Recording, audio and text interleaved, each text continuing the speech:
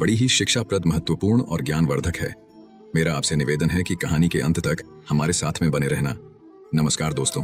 मनुष्य को जीवन में आने वाले परिवर्तनों से घबराना नहीं चाहिए, बल्कि उन्हें यह सोचकर स्वीकार करना चाहिए कि उनके जीवन में कुछ और अच्छा होने वाला है। सबसे मुश्किल जीत खुद पर जीत होती है, लेकिन किसी को भी आपको वह महसूस कराने की इजाजत ना दें जिसके आप लायक नहीं हैं। किसी गांव में मंगेश नाम का व्यक्ति रहता था। मंगेश का जन्म एक गरीब परिवार में हुआ था। मंगेश के परिवार में पति और उसकी पत्नी सिर्फ 2 ही सदस्य थे। कच्चे घर में वह अपना गुजारा कर रहे थे। वह गरीब आदमी पूरे दिन मजदूरी करके अपना और अपनी पत्नी का पेट पालता था। इसी तरह दोनों का जीवन चल रहा था। समय के साथ उसकी पत्नी गर्भवती हो जाती है। यह सुनकर मंगेश बहुत बहुत खुश होता है। वह सोचने लगता है कि अब हमारे घर में भी एक नन्हा सा पुत्र खेला करेगा, हम उसे गोद में खिलाया करेंगे। पर जो उसके और उसके परिवार के जीवन में जो होने वाला था, उससे वह बेखबर था। धीरे धीरे समय गुजरता है। अब उस गरीब के घर में वह दिन भी आ जाता है, रहता था। मंगेश का जन्म एक गरीब परिवार में हुआ था। मंगेश के परिवार में पति और उसकी पत्नी सिर्फ 2 ही सदस्य थे। कच्चे घर में वह अपना गुजारा कर रहे थे। वह गरीब आदमी पूरे दिन मजदूरी करके अपना और अपनी पत्नी का पेट पालता था। इसी तरह दोनों का जीवन चल रहा था। समय के साथ उसकी पत्नी गर्भवती हो जाती है। यह सुनकर मंगेश बहुत बहुत खुश होता है। वह सोचने लगता है कि अब हमारे घर में भी एक नन्हा सा पुत्र खेला करेगा, हम उसे गोद में खिलाया करेंगे। पर जो उसके और उसके परिवार के जीवन में जो होने वाला था, उससे वह बेखबर था। धीरे धीरे समय गुजरता है। अब उस गरीब के घर में वह दिन भी आ जाता है जब उसकी पत्नी एक बच्चे को जन्म देने वाली थी। उसे उसका पति एक अस्पताल में भर्ती कराता है। प्रसव का समय जब निकट आता है तो इधर वह गरीब आदमी कुछ पैसों को बंदोबस्त करने चला जाता है। फिर लौटते समय अपने होने वाले बच्चे को लेकर मन में सपने संजोने लगता है। तब तक उसके पास यमराज का बुलावा आ जाता है। उसकी एक दुर्घटना में मृत्यु हो जाती है। शहर के कुछ लोग इधर उस आदमी का अंतिम संस्कार करते हैं, तो दूसरी तरफ उसकी पत्नी अस्पताल में अपने बच्चे को जन्म दे रही होती है। जब उस बेचारी को यह खबर मिलती है कि उसके पति की मृत्यु हो गई है, तो उसका कलेजा फट जाता है। उस बेचारी का दुनिया में सिर्फ उसका पति ही तो था। अब वह भी उसे छोड़कर चला गया था। अब तो वह फूट फूट कर रोने लगती है कि हे भगवान, यह तूने कैसा मेरे ऊपर दुखों का पहाड़ गिरा दिया। मेरा जो सहारा था उसे ही मुझसे छीन लिया। कम से कम इस बच्चे का तो ख्याल किया होता जिसका अभी जन्म भी नहीं हुआ है। पैदा होने से पहले ही तुमने उसके सर से पिता का साया हटा दिया। अब कौन इस बच्चे का पालन पोषण करेगा। वह दुखियारी अस्पताल में ही अपने पति को याद करके बुरी तरह से रो रही थी। उसे समझ में नहीं आ रहा था कि संतान के आने की खुशी व्यतीत करूं या पति के जाने का दुख। शहर के कुछ लोगों ने उसे समझाया, बहन, जन्म मृत्यु सब विधाता के हाथ में होता है, इसमें मनुष्य का कोई जोर नहीं चलता। यह भी कहा जाता है कि परमात्मा जो करता है अच्छा ही करता है, इसलिए जो चला गया उसका शोक छोड़िए और यह जो आया है उसके बारे में सोचिए। इधर कई तरीकों से लोग उस गरीब महिला को समझाते हैं। कुछ ही देर में उसने एक सुंदर से पुत्र को जन्म दिया। बेटे को देखकर उसका कुछ दुख हल्का होता है। वह सोचती है कि अब मैं इस पुत्र को पाल पोस कर बड़ा करूंगी, यही मेरा सहारा बनेगा। अब वह अपने बच्चे को लेकर अपने घर आ जाती है। नगर के कुछ लोगों ने उस महिला की कुछ दिन तक मदद करी, लेकिन कौन हमेशा मदद करता है। जब कुछ दिन बीते तो मददगार भी पीछे हट गए। अब वह अपने बच्चे को लेकर बिल्कुल अकेली पड़ गई। वह समझ गई थी कि दूसरों की मदद से कितने दिन तक जीवन जिया जा सकता है। यदि हमें जीना है और इस बच्चे को पालना है तो खुद जिम्मेदारी उठाना होगी, खुद कोई काम करना पड़ेगा। इस प्रकार वह महिला दूसरों के घरों में अपने लिए साफ सफाई का काम तलाश लेती है। काम करके जो पैसे मिलते थे उनसे वह अपना और अपने बच्चे का पेट पालने लगी। समय के साथ धीरे धीरे उसका पुत्र बड़ा होने लगता है। जब वह बालक 4 वर्ष का हो जाता है तो उसकी माँ उसे पढ़ाने के लिए नगर के सरकारी विद्यालय में उसका दाखिला करा देती है। उसने सोचा कि मैं अपने बच्चे को पढ़ा लिखा कर इस काबिल बना दूंगी कि उसे कभी किसी के आगे हाथ ना फैलाने पड़े। अब इस प्रकार वह महिला मेहनत मजदूरी करके अपने बच्चे को पढ़ाने लगती है। बच्चा भी ठीक से समझता था कि उसके घर में केवल माँ ही है। परिवार का खर्च चलाने वाला उसका पिता उसके जन्म से पहले ही चला गया है, इसलिए वह पढ़ाई भी खूब मन लगाकर करता था। धीरे धीरे बच्चे की उम्र 12 वर्ष की हो जाती है। एक दिन की बात है, वह स्त्री बहुत बीमार पड़ जाती है। उसने सोचा कोई छोटी मोटी बीमारी होगी, इसीलिए कभी उस पर ध्यान नहीं दिया। लेकिन उसकी हालत दिन पर दिन खराब होती चली गई। बीमार होने की वजह से वह काम पर भी नहीं जा पाती थी। घर में इतने पैसे भी नहीं थे कि कहीं अपना ठीक से इलाज करा लेती। माँ को अत्यंत बीमार देखकर बेटे को बहुत चिंता होती है। वह बालक कहता है, माँ, तुम चिंता मत करो, मैं तुम्हारे लिए अभी डॉक्टर के पास से दवाई लेकर आता हूँ, तुम उसे खा लेना, फिर तुम जल्दी ही ठीक हो जाओगी। अपने बेटे की बात सुनकर माँ की आंखें भर आती हैं। वह कहने लगी, बेटा, अब तुम्हें कहीं जाने की जरूरत नहीं है। मेरा भी अब समय आ गया है। मैं तुम्हारे पिता के पास जाना चाहती हूँ। लेकिन जाने से पहले तुम मेरी एक बात हमेशा याद रखना। जब तेरा जन्म नहीं हुआ था तब तेरे पिता ने और मैंने एक सपना देखा था कि हम अपने बच्चे को पढ़ा लिखा कर इतना काबिल बना देंगे कि उसे हमारी तरह गरीबी भरी जिंदगी ना जीनी पड़े। लेकिन बेटा, मैं उस सपने को पूरा नहीं कर पाई। बेटा, मैं यदि चली भी जाऊं तो तुम अपने पिता के सपने को जरूर साकार करना। तुम ऐसा कोई काम मत करना जिससे तुम्हारे पिता का नाम खराब हो। तुम इस प्रकार से अपना जीवन जीना कि तुम्हारा नाम दूर दूर तक लोग जान जाएं। बेटा, कभी पैसे के पीछे मत भागना। पैसे के लिए तो लोग इतने नीचे गिर जाते हैं कि अपने माता पिता की इज्जत का भी ख्याल नहीं करते। तुम हमेशा अपना नाम कमाना बेटा, हमेशा स्वाभिमानी बनकर जीना। कभी किसी के आगे अपने हाथ मत फैलाना, किसी से याचना मत करना। याचना न करना ही श्रेष्ठता का मूल है, पराधीनता ही नरक है। मनुष्य को सदा ही विद्या, धन, बल, कीर्ति और पुण्य कमाना चाहिए। लड़के ने कहा, माँ तुम घबराओ नहीं, मैं तुम्हारे लिए अभी दवाई लेकर आता हूँ। और इतना कहकर लड़का माँ से रुपए लेकर दवा लेने चला जाता है। बेटे के जाते ही इधर उस गरीब स्त्री के प्राण निकल जाते हैं। जब नगर वालों को पता चलता है तो सब लोग इकट्ठे होकर उस स्त्री का उसके बेटे के हाथों अंतिम संस्कार कराते हैं। अब तो वह बालक बिल्कुल अकेला हो गया था। किस्मत भी क्या खेल दिखाती है, जब जरूरत होती है अपनों की तब अकेलेपन की रात में जगाती है। बिना माता पिता का बेटा उम्र भी ज्यादा नहीं थी। आखिर जाए तो कहाँ जाए, करें तो क्या करें। दूर के जो रिश्तेदार थे उन्होंने भी उस बालक पर ध्यान नहीं दिया। आखिर वो गरीब जो था, लेकिन वह बच्चा अकेले ही अपने जीवन की राह पर चल देता है। उसने कभी हार नहीं मानी। जो पैसे माँ छोड़ गई थी, कुछ दिन तक उन पैसों से अपना गुजारा चलाता रहा। कुछ दिन के बाद वह पैसे खत्म हो जाते हैं। घर में भी कुछ नहीं था। अब तो एक ही चारा था कि कुछ काम धंधा किया जाए, तभी भोजन की व्यवस्था होगी, तभी स्कूल की फीस भरी जाएगी। लड़के को अपनी माँ की बात अच्छी तरह याद थी। उसकी माँ ने कहा था कि बेटा, कितना भी बुरा वक्त आ जाए पर किसी के आगे हाथ मत फैलाना, मेहनत करके ही अपना जीवन यापन करना। लड़के को अपनी माँ की यह बात अच्छी तरह याद थी, इसलिए वह कभी किसी के आगे भीख नहीं मांगता था। विद्यालय से आने के बाद वह किसी के खेतों में काम करने चला जाता, कभी किसी की चाय की दुकान पर काम कर लेता और वहां से कुछ पैसे मिलते तो अपने विद्यालय की फीस भर देता था और अपने खाने पीने की सामग्री खरीद लाता था। इस प्रकार छोटी सी आयु में वह बच्चा पढ़ाई भी करता था और मजदूरी भी करता था। धीरे धीरे कुछ साल ऐसे ही निकल जाते हैं। बच्चा अब अपने नगर से निकलकर कस्बे में पढ़ने लगता है। तब उसकी कॉपी किताबों का, विद्यालय की फीस का खर्चा बढ़ जाता है। लेकिन उस बालक ने हिम्मत नहीं हारी। रोजाना विद्यालय जाता था। वह जो भी कमाता था उसकी सारी कमाई पढ़ने लिखने में ही लग जाती थी और जो कुछ थोड़ा बहुत बचता था उससे अपना पेट भर लेता था। अगर वह कहीं कोई स्थायी काम करता तो उसकी पढ़ाई छूट जाती थी और पढ़ाई करता तो पेट भरने के लिए भी कुछ नहीं था। इसलिए साथ ही साथ वह दोनों काम करता था। विद्यालय से आकर वह इधर काम करने चला जाता था। एक दिन की बात है, वो बच्चा विद्यालय से पढ़कर घर वापस लौटा। फिर उसके बाद काम की तलाश में चला गया, लेकिन उस दिन उसे कोई काम नहीं मिला। पूरा दिन निकल गया। हारा थका शाम को घर आकर सो गया। आज कुछ काम नहीं मिला तो खाना कहाँ से खाता। जो पैसे थे उनसे वह पहले ही विद्यालय की फीस भर चुका था। उसकी स्थिति तो यह थी कि रोज कमाया रोज खाया। जब उस दिन उसे कोई काम नहीं मिला तो बेचारे को भूखे पेट रहना पड़ा। केवल पानी पीकर सो गए।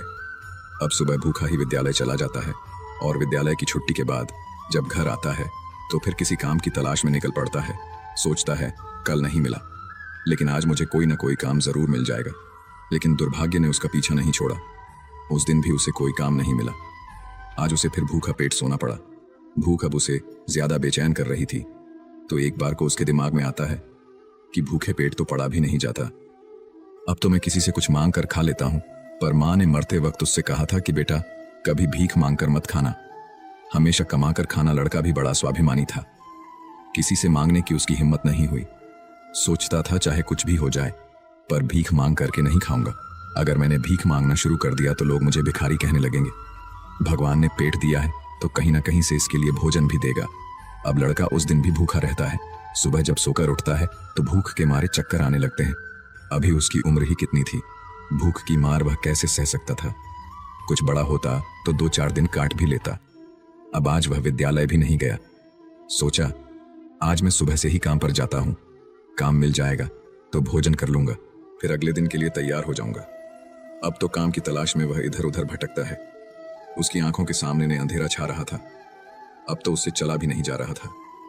फिर एक पेड़ के नीचे बैठकर सोचने लगता है कि अगर इस समय मुझे भोजन नहीं मिला तो मेरे प्राण निकल जाएंगे। मुझे कुछ ना कुछ तो करना ही पड़ेगा। अब एक बार फिर से उसके मन में भीख मांगने का विचार आता है, लेकिन उसकी अंतरात्मा फिर मना कर देती है कि तू गरीब है, भिखारी नहीं।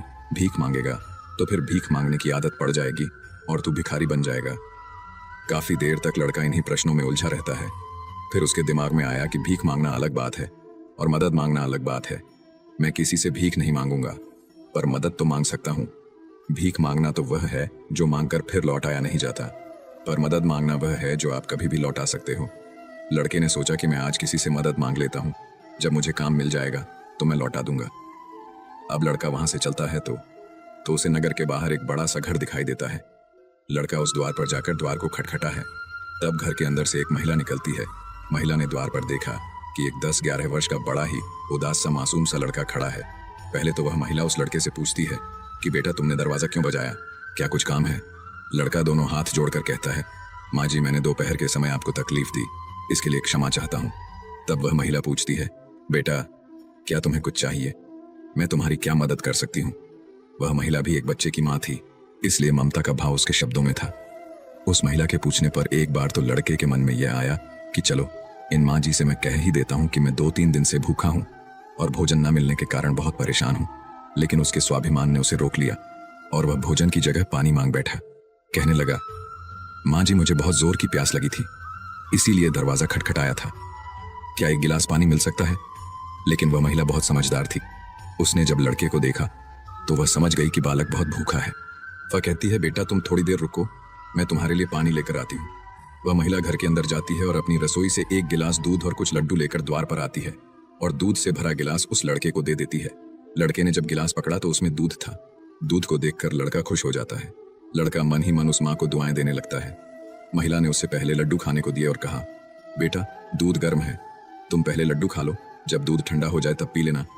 लड़का जब उस महिला को देखता है तो उसे ऐसा लगता है जैसे उसकी ही माँ उसे यह दूध पीने को दे रही है।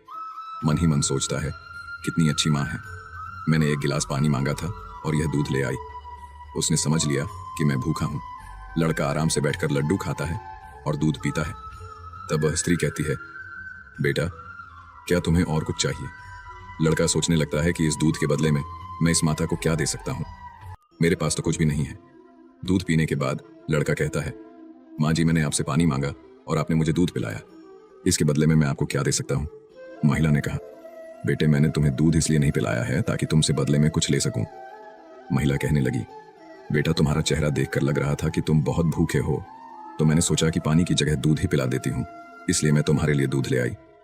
लड़के ने फिर कहा, नहीं माँ जी, आप इसके बदले में मुझसे जरूर कुछ मांगिए, मैं आपको अपनी हैसियत के हिसाब से कुछ जरूर दूंगा। लड़के की बात सुनकर महिला सोचती है, यह लड़का बड़ा स्वाभिमानी है। वो लड़का बार बार उससे मांगने की बात करता है तो वह महिला उसका मन रखने के लिए कह देती है कि बेटा मैंने यह दूध पिलाकर तुम पर कोई एहसान नहीं किया है, फिर भी यदि तुम मुझे कुछ देना चाहते हो तो तुम मुझे एक वचन दो कि जिस प्रकार आज मैंने तुम्हारी मदद की है, इसी प्रकार तुम भी जब कभी मदद करने लायक हो जाओ तो किसी जरूरतमंद की मदद कर देना। जिस दिन तुम किसी की मदद कर दोगे उसी दिन तुम मेरे इस एहसान से मुक्त हो जाओगे। उस महिला ने यह बात इसलिए कही थी ताकि वह लड़का अपने आप को मजबूर ना समझे और खुशी खुशी अपने घर को जा सके। वह लड़का उस बात को अपने दिमाग में बैठा लेता है। वह उस महिला के पैर छूकर काम की तलाश में आगे को चला जाता है और इस प्रकार धीरे धीरे कई दिन बीत जाते हैं। जिस विद्यालय में वह पढ़ता था उसी विद्यालय में उस स्त्री का बेटा भी पढ़ता था जिसने उसे दूध पिलाया था। एक दिन वो महिला अपने बच्चे को विद्यालय छोड़ने जाती है तो उसने देखा कि विद्यालय में वह लड़का भी पढ़ रहा था। वह स्त्री उस लड़के को पहचान लेती है। उसने विद्यालय के मास्टर जी से जाकर पूछा कि वह बालक कौन है, तो मास्टर जी ने उसे बताया कि उस बालक का नाम संकेत है और वह बिना माता पिता का बेटा है। छोटी सी आयु में ही उसके दोनों माता पिता गुजर गए थे। यह जानकर उस महिला को बड़ा दुख होता है। सोचती है, जब इसके माँ बाप नहीं है तो फिर इसकी पढ़ाई का खर्च कौन उठाता है। तब विद्यालय के बड़े मास्टर बताते हैं, बहन जी संकेत बहुत ही अच्छा बच्चा है, वह अपनी पढ़ाई का खर्च खुद उठाता है और पढ़ने में भी बड़ा तेज है। वह मेहनत मजदूरी करता है और तब जाकर विद्यालय की फीस भरता है। जब कभी वह विद्यालय नहीं आता है और अपनी फीस भी समय पर नहीं दे पाता है तो हम लोग उस पर ज्यादा दबाव नहीं बनाते।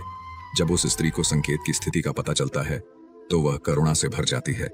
उसका मन करता है कि मैं उस बालक की कुछ मदद करूं जिसका कोई नहीं होता। ऐसे ही लोगों की मदद तो करनी चाहिए, तभी भगवान प्रसन्न होते हैं। जिसका कोई नहीं है वह भगवान का है और जरूरतमंद की मदद करने का अर्थ है कि आपने भगवान को प्रसन्न कर दिया। महिला ने सोचा, ये लड़का मुझसे पैसे तो लेगा नहीं, क्योंकि यह बड़ा स्वाभिमानी बालक है। तब उस महिला ने बड़े मास्टर जी से कहा, श्रीमान जी, अगर मैं इस बालक की फीस भर दिया करूं तो आपको कोई आपत्ति तो नहीं है? मास्टर ने कहा, बहन जी, आपकी सोच अच्छी है, आप उसकी फीस भरें तो मुझे तो कोई आपत्ति नहीं होगी, लेकिन संकेत इस बात के लिए तैयार नहीं होगा। तब वह महिला कहती है, मास्टर जी, मैं उस बच्चे की मदद करना चाहती हूँ। आप किसी तरह से संकेत को समझा देना, उससे कह देना कि आपकी स्थिति को देखते हुए सरकार ने आपकी फीस माफ कर दी है, तुम्हें फीस भरने की कोई जरूरत नहीं है। मास्टर जी भी इस बात से सहमत हो जाते हैं। वह महिला संकेत की पूरे वर्ष की फीस भर के अपने घर चली जाती है। इस तरह वह हर वर्ष उसके पूरे साल की फीस जमा कर दिया करती थी, ताकि संकेत सिर्फ मन लगाकर पढ़ सके। अब तो संकेत पूरा मन लगाकर पढ़ता था और अपने खाने पीने के लिए किसी दुकान पर काम कर लेता था। दोस्तों, डूबते को तिनके का सहारा ही बहुत होता है। उस महिला के थोड़े से प्रयास से संकेत की अच्छी खासी मदद हो गई। वह अब खूब मन लगा करके पढ़ता था। इसी तरह कुछ वर्ष और बीत गए। अब आगे की पढ़ाई करने के लिए संकेत को शहर में जाना पड़ा। सोचा, शहर में रहकर मैं कोई छोटी मोटी नौकरी कर लूंगा और अपनी पढ़ाई भी करता रहूंगा। इस बात का पता उस महिला को तब चलता है जब वह उसकी फीस लेने के लिए विद्यालय में जाती है। वह महिला जब संकेत की फीस जमा करती है तो मास्टर जी बताते हैं, बहन जी, संकेत तो आगे की पढ़ाई करने शहर चला गया है, अब आपको उसकी फीस जमा करने की कोई जरूरत नहीं है। उस महिला ने जब यह सुना तो सोचने लगी, कोई बात नहीं, भगवान ने मुझे उसकी मदद करने का इतना ही समय दिया होगा। हे भगवान, उस बालक पर दया दृष्टि बनाए रखना, वह जहां भी रहे खुश रहे। इस प्रकार वह स्त्री अपने घर लौट आई और अपने घर गृहस्थी की दुनिया में व्यस्त हो गई। दोस्तों, उधर संकेत शहर में जाकर अपनी पढ़ाई करने लगा। खर्चा चलाने के लिए उसने एक नौकरी तलाश कर ली। इस प्रकार 25 वर्ष बीत जाते हैं। ना तो संकेत कभी उस महिला से मिल पाता है और ना वह महिला कभी संकेत से मिलती है। उस महिला का बेटा भी अब बड़ा हो गया था। उसका बेटा एक व्यापारी बन गया था। वह स्त्री तो पहले से ही अपने घर से संपन्न थी, ऊपर से उसका बेटा व्यापार करके खूब धन कमाता था। उस माँ का बेटा भी बड़ा संस्कारी था। वह भी अपनी माँ को बहुत प्यार करता था। एक दिन उसकी माँ बहुत बीमार पड़ जाती है। शाम को जब उसका बेटा घर आता है तो वह अपनी माँ की हालत को देखकर बेचैन हो जाता है। वह अपनी माँ को अस्पताल में भर्ती कराता है। जांच में पता चलता है कि उसकी माँ को कैंसर है। वो लड़का डॉक्टर से कहता है, डॉक्टर साहब, आप मेरी माँ का अच्छे से इलाज कीजिए, पैसों की बिल्कुल चिंता मत करना। तब डॉक्टर कहते हैं, भाई, तुम्हारी माँ को कैंसर की बीमारी है और कैंसर का इलाज बहुत महंगा होता है। छोटे मोटे अस्पतालों में इसका इलाज भी नहीं होता है। इसके लिए तुम्हें किसी बड़े शहर में जाकर किसी बड़े अस्पताल में इसका इलाज कराना होगा, और बड़े अस्पताल का मतलब है कि खर्चा भी बहुत अधिक होगा। बेटे ने कहा, डॉक्टर साहब, मैं अपनी माँ को ठीक करने के लिए कुछ भी कर सकता हूँ, आप मुझे बस कोई रास्ता बताइए, मैं अपनी माँ का इलाज कहाँ करा सकता हूँ। तब डॉक्टर उसे बड़े शहर जाने की सलाह देते हैं। डॉक्टर बोले, बड़े शहर में कैंसर का हॉस्पिटल है, यदि वहाँ का इलाज तुमने पूरा करा लिया तो तुम्हारी माँ इस रोग से बच सकती है, नहीं तो तुम्हारी माँ के प्राण संकट में पड़ सकते हैं। यह सुनकर लड़का घबरा जाता है। वह डॉक्टर साहब से बड़े शहर वाले डॉक्टर साहब का नंबर और पता लेकर अपनी माँ को बड़े शहर ले जाता है। उसकी माँ तो उसे बहुत मना करती रही कि बेटा, तुम मुझे कहाँ ले जाओगे, इतना पैसा कहाँ है, हमारे पास बड़े शहर में अच्छा इलाज कराने के लिए हमारे पास पर्याप्त पैसा नहीं है, यहीं से डॉक्टर साहब से दवा ले लेते हैं, धीरे धीरे मैं सही हो जाऊंगी, तुम परेशान मत हो। तब लड़का बोला, माँ, इस दुनिया में एक तुम ही तो हो, जिसके होने से मुझे कभी अकेलापन महसूस नहीं होता, कभी मुझे किसी बात की चिंता नहीं होती। इसीलिए कुछ भी हो जाए, मैं तुम्हें इस बीमारी से मरने नहीं दूंगा। धन का क्या है, खत्म हो गया तो फिर कमा लेंगे, लेकिन माँ तो फिर नहीं मिल सकती। इस प्रकार लड़का अपनी माँ को बड़े शहर लेकर जाता है। जिस डॉक्टर से उसकी माँ का इलाज होना था, वह डॉक्टर साहब उस समय अस्पताल में नहीं थे। वह किसी मरीज को देखने के लिए विदेश गए थे। अस्पताल के कर्मचारी ने बताया कि डॉक्टर साहब कल आएंगे, तब तक आप अपनी माँ को अस्पताल में भर्ती करा दो। लड़के ने बिना देर किए अपनी माँ को भर्ती करा दिया और डॉक्टर साहब के आने का इंतजार करने लगता है। अगले दिन जब डॉक्टर साहब आते हैं तो वह लड़का अपनी माँ की हालत डॉक्टर साहब को बताता है। डॉक्टर साहब ने भरोसा दिया कि जांच के आधार पर मैं कह सकता हूँ कि तुम्हारी माँ ठीक हो जाएगी, मगर इनका इलाज काफी लंबा चलेगा। लड़के ने कहा, डॉक्टर साहब, कुछ भी हो जाए, मैं अपनी माँ को ठीक कराकर ही घर ले जाना चाहता हूँ, चाहे इसके लिए मुझे अपना सब कुछ बेचना पड़े, कितने ही दिन मुझे यहाँ रुकना पड़े। इस प्रकार वहाँ के डॉक्टर ने उस माँ का इलाज शुरू कर दिया। अगर छोटे शहर की बात होती तो खर्चा कुछ कम हो जाता, लेकिन वहाँ का खर्चा तो बहुत लंबा था। फिर भी उस लड़के ने हिम्मत नहीं हारी। दोस्तों, माँ से अनमोल संसार में कुछ भी नहीं है। डॉक्टर साहब जो दवाइयाँ लिखते थे वह दवाइयाँ बहुत महंगी आती थीं। लड़का अपनी माँ के लिए महंगी से महंगी दवाइयाँ लेकर आता था। उधर उसका जो व्यापार था वह अपनी माँ की देखरेख के कारण उसमें भी समय नहीं दे पाया, तो वह भी ठंडा पड़ गया।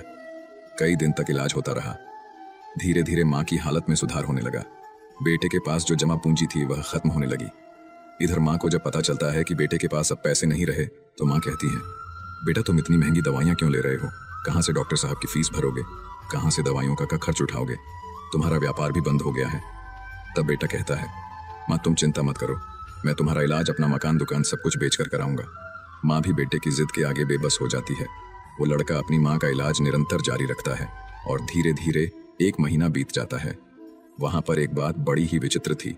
उस अस्पताल का जो सबसे बड़ा डॉक्टर था, वो जब उस लड़के की माँ से मिलने आता था तो काफी देर उस माँ के पास बैठकर बातें किया करता था। ये देखकर माँ को भी बड़ा अच्छा लगता था और वह सोचती थी कि अजीब डॉक्टर है। इतना बड़ा डॉक्टर होकर भी जिसके पास बिल्कुल भी फुर्सत नहीं है, वह मुझसे बात करने के लिए इतना समय कैसे निकाल लेता है। दोस्तों, इस प्रकार कई दिन बीत जाते हैं। एक दिन वह लड़का डॉक्टर के पास जाता है और डॉक्टर साहब से पूछता है कि डॉक्टर साहब, अभी मेरी माँ का इलाज कितने दिन और चलेगा? डॉक्टर साहब उसे सारी बात बताते हैं कि भाई आप चिंता मत करो, आपकी माँ पूरी तरह से स्वस्थ हो चुकी है। मैं भी संतुष्टि के लिए एक बार जांच और करा लेता हूँ। उस जांच की रिपोर्ट आ जाने दो, फिर तुम अब अपनी माँ को घर ले जा सकते हो। अब तो उस माँ का बेटा रिपोर्ट आने का इंतजार करने लगता है। 2 दिन के बाद रिपोर्ट आ जाती है। जब रिपोर्ट आती है तो लड़का फिर डॉक्टर से मिलने जाता है और पूछता है, डॉक्टर साहब क्या मेरी माँ ठीक हो गई? कोई खतरे वाली बात तो नहीं है? तब डॉक्टर साहब कहते हैं, भाई चिंता मत करो, रिपोर्ट अच्छी आई है, तुम्हारी माँ पूरी तरह से ठीक हो गई है, अब आप इन्हें अपने घर ले जा सकते हो। डॉक्टर की बात सुनकर बेटा खुश हो जाता है और डॉक्टर साहब को बहुत धन्यवाद देता है। लड़का अपनी माँ के पास जाता है और सोचता है कि भगवान का लाख लाख धन्यवाद कि मेरी माँ बच गई, मेरी मेहनत सफल हो गई। यही बात वह अपनी माँ को बताने के लिए जाता है और माँ से कहता है कि माँ, आप अब पूरी तरह से ठीक हो गई हो, अब हम जल्द ही अपने घर जाने वाले हैं। यह बात सुनकर माँ भी बड़ी खुश हो जाती है, लेकिन अगले ही पल वह यह सोचकर उदास हो जाती है कि मैं तो ठीक हो गई हूँ, लेकिन इस अस्पताल का जो बिल होगा वह लाखों में होगा। कैसे मेरा बेटा चुका पाएगा? इतनी मोटी रकम की व्यवस्था वह कहाँ से करेगा? उसके पास जो जमा पूंजी थी वह तो सब इलाज में खर्च हो गई। माँ को उदास देखकर बेटा समझाता है, माँ तुम क्यों उदास होती हो? मैं अपना सब कुछ बेचकर आपके इलाज का बिल चुका दूंगा। घर मकान तो बाद में भी बना लूंगा, इसलिए माँ तुम्हें इन बातों की चिंता करने की कोई जरूरत नहीं है। बेटा अपनी माँ को बहुत समझाता है, मगर माँ तो माँ होती है, उसका अपने बेटे के लिए चिंता करना स्वाभाविक था। माँ सोचने लगती है कि मेरा बेटा यदि सब कुछ बेच देगा तो फिर वह आगे अपना जीवन कैसे चलाएगा, इसके भविष्य का क्या होगा। वो माँ रात भर यही सोचती रही। चिंता करते करते माँ और बेटा दोनों की रात निकल गई। जब अगला दिन होता है और उसकी माँ की छुट्टी का समय होता है तो अस्पताल का एक कर्मचारी एक लिफाफा लेकर माँ बेटे के पास आता है और उस महिला के बेटे से कहता है कि डॉक्टर साहब ने आपके लिए यह बिल का लिफाफा भेजा है, आप इस बिल को ठीक से देख लो और इस बिल को चुकाकर आप अपनी माँ को अपने घर ले जाओ। बिल का लिफाफा देकर वह अस्पताल का कर्मचारी तो चला गया। अब वह लड़का उस बिल के लिफाफे को हथन में लिए हुए सोचता है कि पता नहीं कितना बिल आया होगा। बेटे को चिंता में देखकर माँ भी परेशान हो जाती है। माँ एकदम से बेटे के हाथ से वह बिल का कागज छीन लेती है। माँ उस बिल को खोलकर देखती है। उधर अस्पताल के जो सबसे बड़े डॉक्टर थे वह भी उस समय वहीं पर पहुंच जाते हैं। इधर माँ ने जब उस लिफाफे को खोलकर देखा तो उसमें एक छोटी सी पर्ची रखी हुई थी। उस पर्ची पर लिखा हुआ था, माँ जी आपने अपने बल का भुगतान तो 25 साल पहले ही कर दिया था, जब आपने 2 दिन के भूखे बच्चे को 1 गिलास दूध और लड्डू खिलाए थे और अगले 5 साल तक उस बच्चे की विद्यालय की फीस भी भरी थी। पर्ची को पढ़ते ही महिला की आंखें फटी की फटी रह जाती हैं। जब उस माँ का बेटा पूछता है, माँ डॉक्टर साहब ने कितना बिल दिया है, तो माँ उस पर्ची को अपने बेटे को देती है। बेटा जब उसे पढ़ता है तो वह भी हैरान रह जाता है। लड़का अपनी माँ से पूछता है, माँ क्या आप डॉक्टर साहब को पहले से जानते हो? डॉक्टर साहब से आपकी जान पहचान कब हुई थी? तब माँ कहती हैं, बेटा मैं इन्हें पहले से नहीं जानती हूँ, अभी पता चला है। बेटे ने पूछा, फिर इसमें 25 साल पहले की घटना क्यों लिखी है? तब माँ कहती हैं, बेटा 25 साल पहले जब तुम बहुत छोटे थे तब तुम्हारी उम्र का एक छोटा सा लड़का भरी दोपहरी में हमारे घर के द्वार पर आया था। वह भूखा प्यासा था। उसने मुझसे 1 गिलास पानी मांगा था। मैंने बच्चे को देखा तो मैं समझ गई कि वह भूखा है, इसीलिए दूध और लड्डू लाकर मैंने उसे खाने को दे दिए। वह कई दिनों से भूखा था। उसने दूध तो पी लिया, पर वह मुझसे कहने लगा कि माँ तुम्हारा यह ऋण मैं कैसे चुका पाऊंगा। तो मैंने उसका मन समझाने के लिए कह दिया था कि जब तुम बड़े हो जाओ, मदद करने लायक हो जाओ, तो तुम भी किसी जरूरतमंद की मदद कर देना। मुझे क्या पता था कि वही लड़का जिसे मैंने एक गिलास दूध पिलाया था, वह 25 साल बाद इतना बड़ा डॉक्टर बनकर मेरी मदद करेगा। लोग तो आज लेकर कल को भूल जाते हैं, लेकिन उस बच्चे ने मेरा वह आर्न अभी तक याद रखा है। मैं इस बात को सोचकर बड़ी हैरान हूँ कि डॉक्टर साहब ही वह बच्चा है।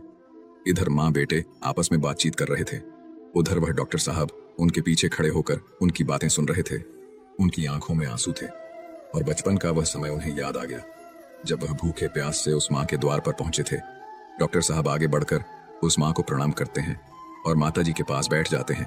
कहते हैं, माँ, आपके कहे हुए शब्द आज भी मेरे कानों में गूंजते हैं। मैंने आपके उन्हीं शब्दों को अपना संस्कार बनाया। मैंने अपनी जिंदगी में बहुत दुख देखा है, लेकिन कभी हिम्मत नहीं हारी। मैं आपका बहुत बड़ा कर्जदार हूँ।